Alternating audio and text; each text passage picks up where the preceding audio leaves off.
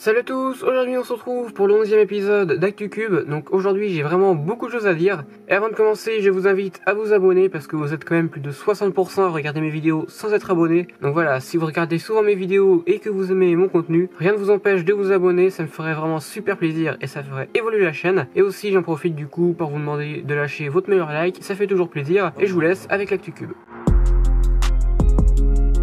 En premier, Speedcube Review a fait une vidéo sur laquelle il explique comment apprendre les notations internationales super simplement avec un site web. Donc en fait c'est tout simplement un site de reconstruction de résolution. Donc par exemple vous marquez U, R, etc. et ça reproduit les mouvements sur un Rubik's Cube modélisé en 3D. Ça peut tout simplement permettre aux personnes qui connaissent mal les notations de s'améliorer là-dedans pour mélanger plus rapidement les Rubik's Cube. Donc voilà, je vous conseille d'aller voir cette vidéo si vous êtes débutant au cubing. Alors ensuite on va enchaîner avec la Monkey League. Donc je vais pas rentrer dans les détails parce que la Zero Monkey a fait un site web spécialement pour ça. Donc je vous mets le lien du site en description. Là c'est surtout des petites choses intéressantes qui se sont passées durant les tournois. En premier on a Léo qui nous a fait un 3.57 durant un break. Donc c'était pas un mélange officiel de la compétition mais ça a été filmé. Donc voilà, je vous mets la vidéo en description. Et dans la même pause, son opposant donc Luc a fait un 3.93 aussi, donc qui ne comptait pas pour la compétition parce que c'était pas un mélange officiel. Donc voilà, je trouve ça assez rigolo qu'ils aient tous les deux fait un 3. Donc voilà, les deux vidéos sont en description.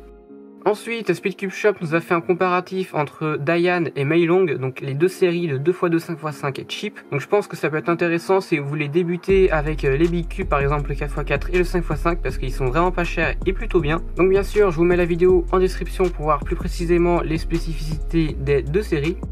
Ensuite, Kevin Hayes a encore battu un record du monde de Rubik's Cube en apnée. Donc là, il a résolu 12 Rubik's Cube et demi. Donc oui, et demi tout simplement parce qu'il était au milieu d'une solve quand il est remonté à la surface. Donc voilà, je vous mets aussi la vidéo en description.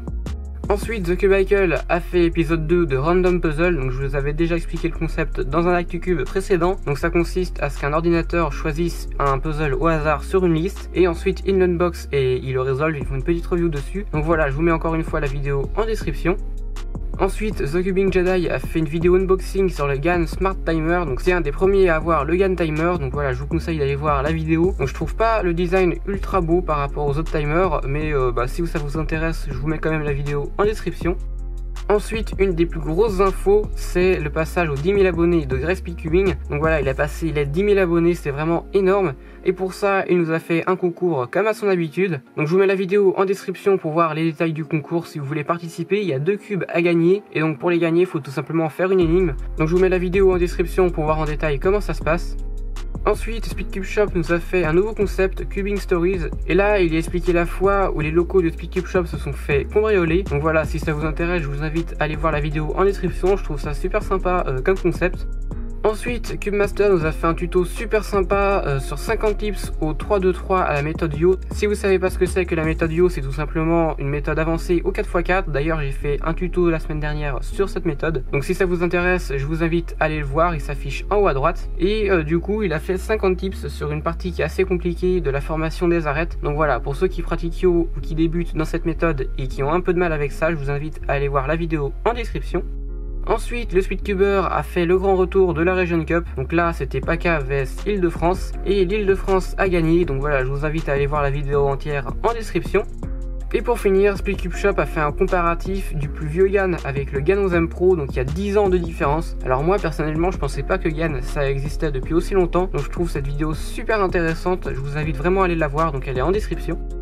Et voilà, cet épisode d'ActuCube est terminé, donc cette fois-ci il était vraiment long, j'espère que ça vous a plu parce que des fois beaucoup de personnes me disaient que les ActuCube étaient trop courts. Et donc du coup, comme d'habitude, n'oubliez pas de mettre un like, un commentaire si vous avez quelque chose à me dire, et puis si c'est pas encore fait, de vous abonner. Allez, salut!